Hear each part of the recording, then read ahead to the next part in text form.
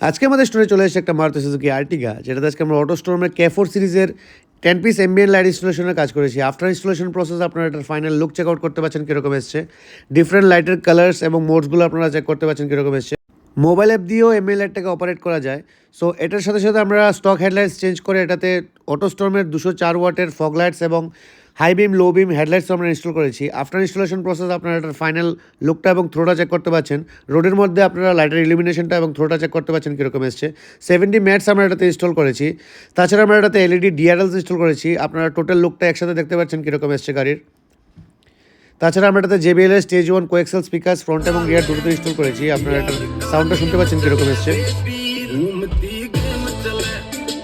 এছাড়া আমরা এটাতে এলইডি ফগলাইট ডিআরএলস ইনস্টল করেছি। সো আফটার ইনস্টলেশন আপনারা ডিআরএল লুকটা দেখতে পাচ্ছেন কীরকম এসছে।